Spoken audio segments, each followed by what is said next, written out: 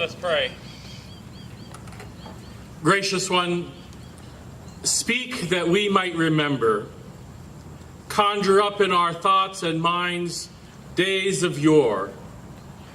And in so doing, remind us that one day we too will be remembered by what is done here by us in your name.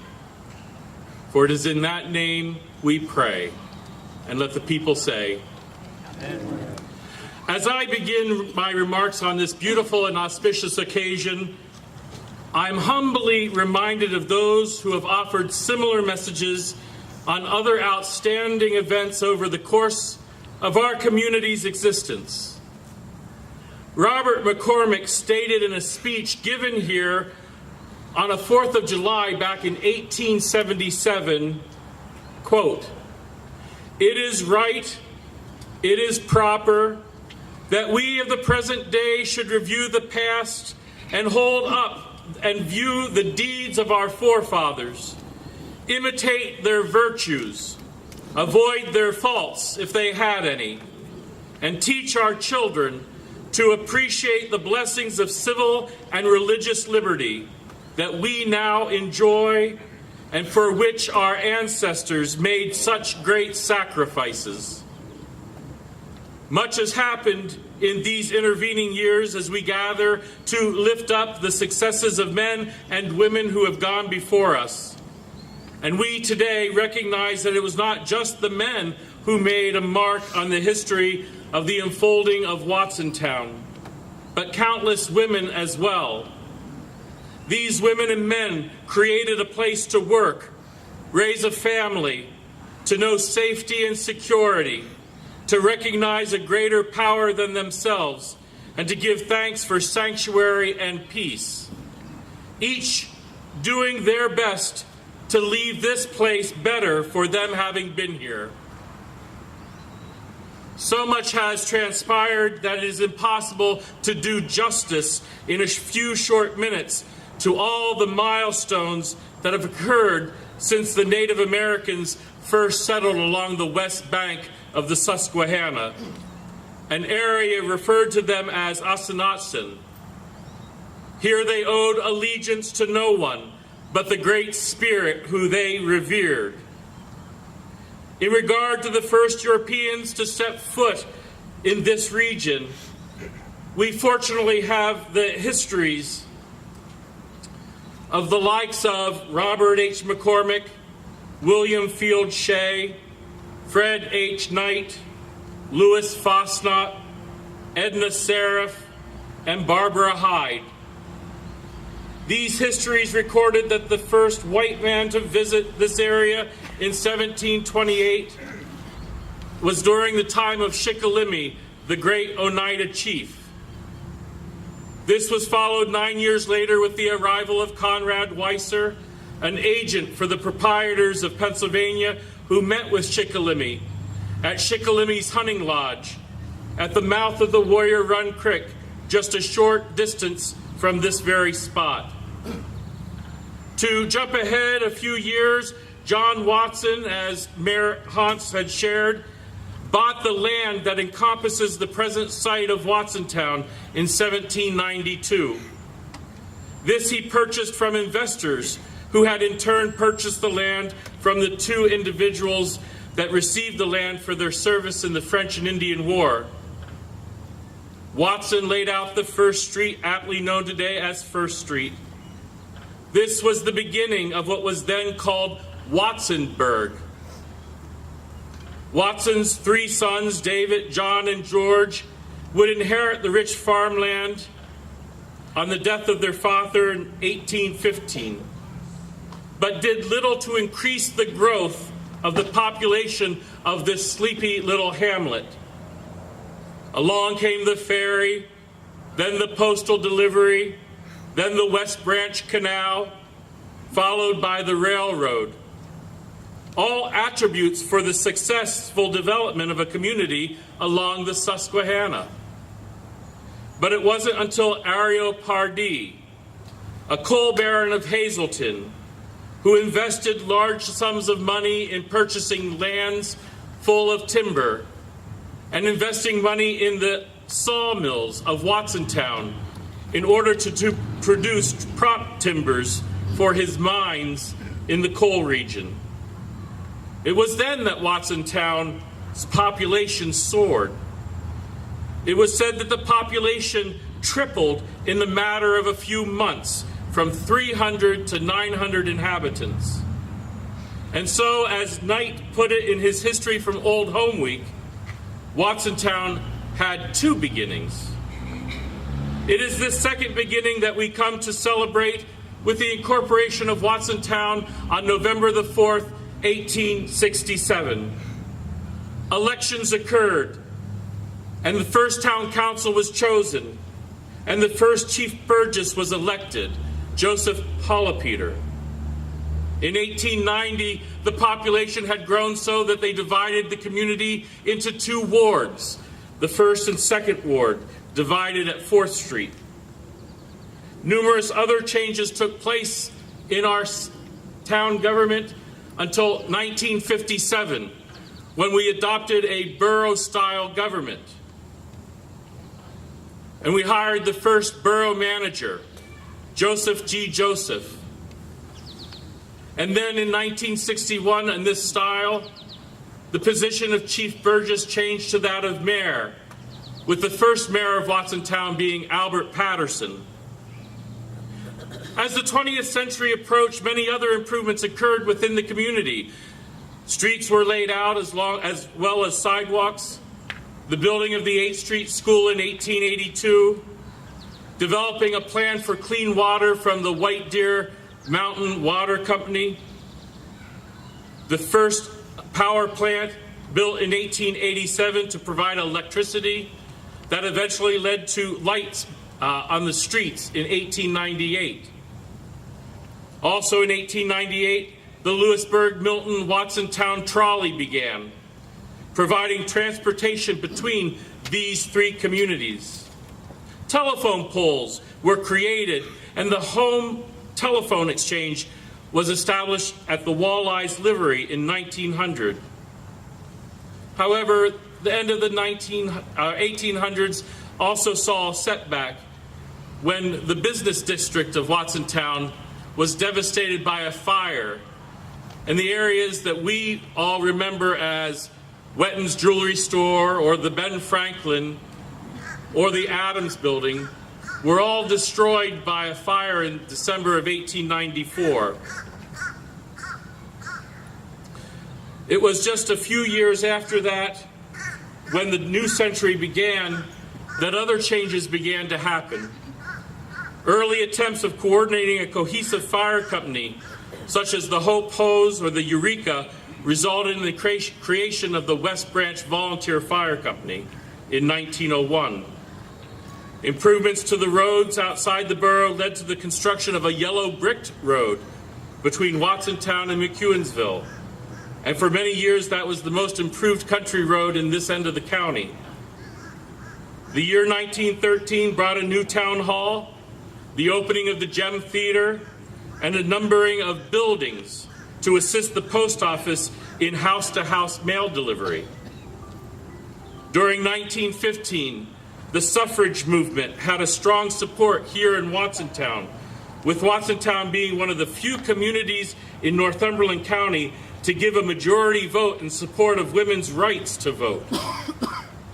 Dominated by the celebration of the armistice of World War I, the year 1918 also saw a grief-stricken people when 1/10 of our population here in Watsontown succumbed to the Spanish flu. A new high school was built in 1924, located at the present site of Lingle's parking lot, with the old high school at 8th Street becoming the grammar school. In 1926, the last edition of our town newspaper, the Watsontown Record and Star, was issued. The next year, the well-known Watsontown Boot and Shoe was destroyed by fire, and the year after that, 1928, brought the opening of the Watsontown White Deer River Bridge and the end of the Watsontown Ferry. The trolley ended this year as well. And it was also in 1928 that Philco of Philadelphia began its first line of home radios and contracted with Watsontown Table and Furniture to manufacture wood cabinets to house the electronics. And by 1936, the Watsontown Cabinet Company was incorporated as a wholly owned subsidiary of Philco under the leadership of Howard Rumball and his son Fred Rumball. It was also in 1936 that the West Branch of the Susquehanna River flooded its banks, being the most disastrous flood in the recorded history of this region until 1972. We have already made the transition from a far distant past to the near past, where some of you who have gathered this evening still hold lingering memories of events of long ago, while others of us have heard of the experiences from our parents and other older folk about, quote, the way things were. How many of you recall the days of World War II when ration cards were issued and the siren in the watchtower at the top of 4th Street Hill would sound, indicating an air raid or a blackout drill orchestrated by Harry Thornton? Do any of you remember the variety shows the firemen put on to raise money to build the new fire hall, which was built on Ash Street in 1950?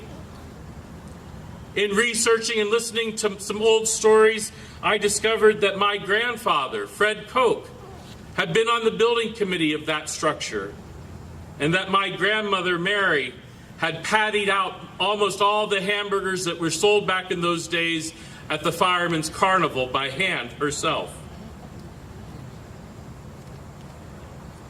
It wasn't so long ago when that Firemen's Carnival was held along Ash Street. Do you remember? It wasn't until 1966 when the firemen began having their carnival here in Watsontown Memorial Park because of the new construction of the Philco Ford Company at the old site. Some of you, I'm sure, voted when Watsontown's borders changed. First with the annexation of the Fromey Addition in 1949, then with the Johnson Addition in 1957, and finally with the Watsontown Elementary School Addition in 1962. The only 3 times that the boundaries of Watsontown has ever changed. And most Watsontonians alive at the time can recall where they were on January 23rd, 1956, when the 8th Street School was destroyed by fire. Many of you may have been in the building on the day of that very fire. Some of you, I am sure, try to forget the bitter struggle that divided Watsontown when it came to building a new high school to be located out on the Patterson Farm near the Warrior Run Church in the mid-1950s. How many of you were there when the division was finally resolved with the dedication of the new Warrior Run High School, which is presently the middle school, in February of 1959? And then there were the dedications of the new Watsontown Elementary School in 1962, the present Borough Building in 1963, and the current post office in 1964. How many of you participated in the Watsontown Centennial celebration in August of 1967? Raise your hand. How many of you participated in the bicentennial of our country in July of 1976? I can recall, as an elementary school student, drawing the outline of the interstate sign as the area was preparing to open what was called the Keystone Shortway, which we now know as Route 80, back in 1970. The Milton Bypass opened the same year, and the new Route 15 on the other side of the river had opened 2 years prior to that. These new accesses into this area led to the need to increase the police force from one single police officer, namely Carl Reed, to what would be our present police force of 5 full-time policemen and 5 part-time policemen, called to protect and maintain order within the borough. Reed was the longest-serving chief of police for Watsontown, and it would take our current chief, Rodney Ritherwright, 28 years to catch up to that record. I am sure many of you recall the opening of the Watsontown Community Swimming Pool just over yonder, followed a few weeks later by the 1972 flood that occurred after the aftermath of Hurricane Agnes. It's hard to believe that that was 45 years ago. The economy of our country was shifting in the 1970s, and our local merchants suffered a setback, eventually leading to many going out of business after the newly constructed Lycoming Mall opened in 1978. It was also in the 1970s that Zenith, who had purchased the Philco Ford complex, announced their intention to close the Watsontown plant, which eventually occurred in 1983, putting approximately 40% of our community's workforce out of work, causing the need for neighbors helping neighbors and other assistance. Not to mention the hardships that it put on the tax base for the municipality and the school district, as well as the struggling retail businesses in our community. And though I cannot speak of each of our homes built in Watsontown, I can speak of those sacred places that are an extension of many of our homes. And many of us have a great love for our home congregations. The faith communities that had their start in the old Academy building up on First Street, where the first Sunday school was conducted, had for the most part built their present structures by 1896, as we see them today. Though the stained glass window would be introduced to the First Presbyterian Church in 1917 and 1925, and the steeple of the First Lutheran Church would be replaced by the present tower in 1941, and Christian education wings would be added to the United Methodist Church in 1964, and the First Lutheran Church in 1966, and the First Presbyterian Church in 1978. One of the faith traditions that attempted to get a start in Watsontown was the Episcopal congregation, which finally surrendered this idea in 1899. However, in 1944, a new congregation began with the establishment of the Watsontown Christian Alliance Church. Their growth led to the construction of a new building on 8th Street Drive, which was consecrated in 1970. In 1984, Trinity United Church of Christ became the first church to become accessible to all by building a ramp into their building. This was followed by other congregations in town. The most recent changes within the communities of faith have been the replacement of the stained glass windows at Watsontown Baptist Church. Though their structure was completed in 1896, the interior was not finished until 1925. 8 years ago, in 2009, they decided to replace the stained glass windows adorned with civic symbols, originally purchased by community organizations, to religious-themed windows, conducive to Christian worship. And the biggest change has been for our Methodist sisters and brothers who moved from their house of worship on 3rd Street to outside the borough on 8th Street Drive, where they held their first service in their new Life Family Center in January of 2010. And I would be remiss not to mention the many men and women from our area who did their part, ensuring our freedoms and liberties, beginning as far back as the Revolutionary War with the Battle of Fort Freeland in 1779.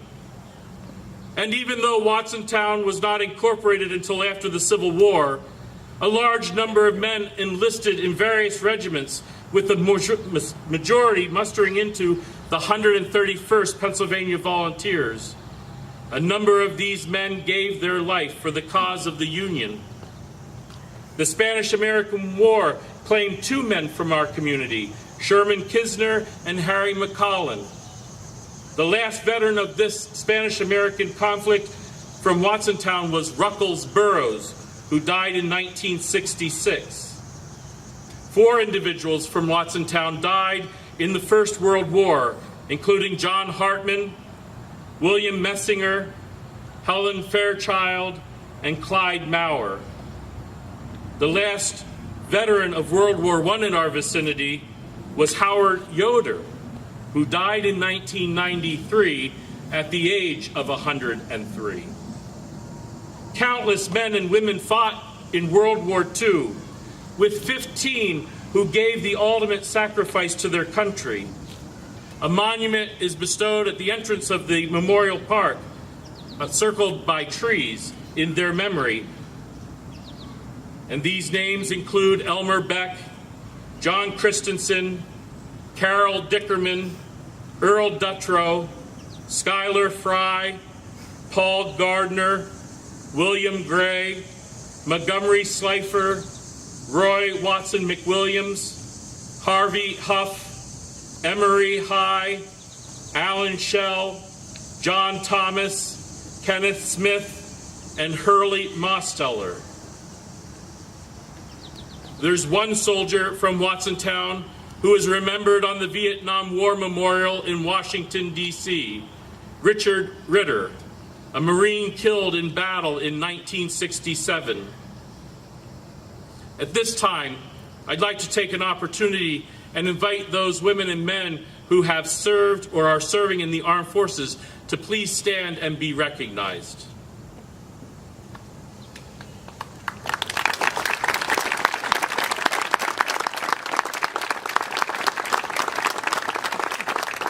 On behalf of a grateful community and country, we honor and thank you. I'm having flashbacks. I can see the elderly Reverend Herbster, donned in his old World War I uniform from a younger age, waving as he's driven in the Memorial Day parade from the cemetery to the bridge. Oh, and of the pep parades down Main Street on bicycles, decorated with crepe paper purchased from Becker's Ben Franklin store. And the parade of cars lined up on Main Street from Brimmer Avenue to 8th Street after the 3:30 whistle would blow at the Philco. And then 15 minutes later, traffic was back to normal. And the trucks loaded with tomatoes heading to Chef Boyardee in Milton. And trips to Murray's ice cream store, located on 4th Street on the eastern side of the tracks, to get a banana split.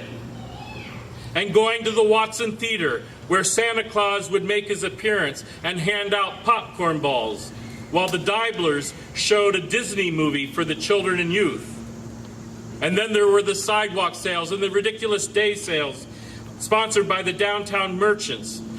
And old Mr. Kaiser, driving his old truck through town shouting, "Fresh corn, watermelon, cantaloupe," or whatever produce was harvested that day. And that brings me back to Murray's and the ice cream truck, and you'd hear the noise, knowing that they were entering your neighborhood. And the memories go on and on. But I digress. It seems in the past few decades, Watsontown has begun to reinvent itself. How many of you knew that the Watsontown Brick Company, just south of town, is the only brick company in the United States of America to manufacture all 3 styles of brick making in one plant? Or that Moran Industry is the premier logistics provider, revolutionizing the way space is used in old abandoned factories, transforming them into vital hubs of commerce via warehouses. This all beginning here in Watsontown in 1983, when Jack Moran purchased the old Zenith plant.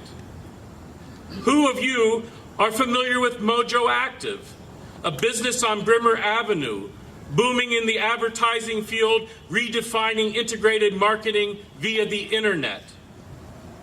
And were you aware that here in Watsontown, Otex Specialty Narrow Fabrics, located in the old Philco plant and owned and operated by Denise Offray, is using innovative and modern technology to design and weave advanced fibers into narrow strips of fabric beneficial in such fields as aerospace and industry safety. That these advanced fibers have means to prevent injury or death due to friendly fire amongst our soldiers in combat. That they've developed fabrics designed to be flame retardant and flame resistant, providing protection to first responders. And Dotex is presently working on antimicrobial webbing, straps, and tapes for the use in medical field. All these advancements for the 21st century happening right here in Watsontown.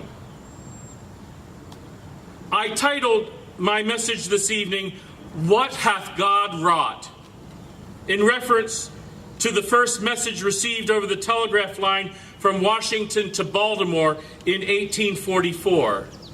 Samuel Morse, who invented the telegraph, was a religious man, and these words were a sign of his stepping back from his invention to realize that it would not have been possible if it wasn't for the gifts given to him through knowledge and materials provided by the Omnipotent. We too are called to step back in wonder and in awe, thanking our Creator for the accomplishments done through and in us at this place many call home.